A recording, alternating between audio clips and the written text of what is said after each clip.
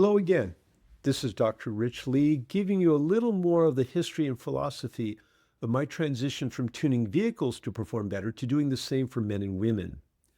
It started for me at the age of 10 when my older brother and I were drafted to be the pit crew for my physician father, whose hobby was racing a 1957 Porsche 356 Speedster back in the days when the drivers were fat and the tires were skinny. As I grew older, my first car was a 1965 Chevrolet Corvair, the same vehicle that was declared by Ralph Nader to be unsafe at any speed. Of course, that would be my first race car, which actually belonged to my sister Patty.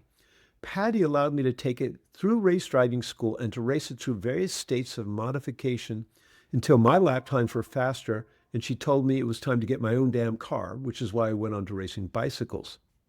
To support my bicycle habit as well as earn money for medical school, I had my own business as a performance tuner on VW, Audi, Porsche, Mercedes, and Ferrari vehicles.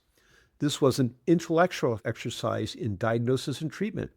This was not only to fix things that weren't working well, but to make them perform better. I took the science and application of mechanics very seriously and resulted in better than expected outcomes. Clients would trust me to work on and drive some very rare and valuable vehicles. The last one I worked on before heading off to medical school was a rare 1967 Ferrari 412P Le Mans race car, which my client bought in 1984 for $400,000 and sold it in 1989 for $11 million. I don't think I charged him enough. It sold just last year for $30 million.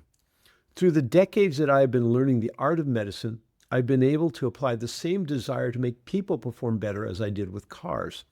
This includes myself going from 30 pounds overweight to winning a state cycling championship, my wife who not only excelled in competing on my $80 horse, but also ranked #1 nationally in cycling at age 39 and again as a cancer survivor at age 65. These results also included patients I optimized for their efforts to win world cycling championships, to ski solo to the North Pole, or to summit Mount Everest. However, as with vehicles, I've also learned that in performance tuning people, you need to make sure it's done just right. Not everyone is built like a tank, and just like cars, too much of applying the wrong practice can result in a human equivalent of blowing an engine. Unlike cars, we can't simply send people off to get crushed and recycled. Through real-world experience in optimizing vehicle performance and human health, I've enjoyed the thrill and pride of seeing outcomes exceed expectation. The result are the many wonderful people who've continued to benefit from my efforts to improve their health and to trust me with their life and with their cars and with their life while driving with them in their cars, like this one.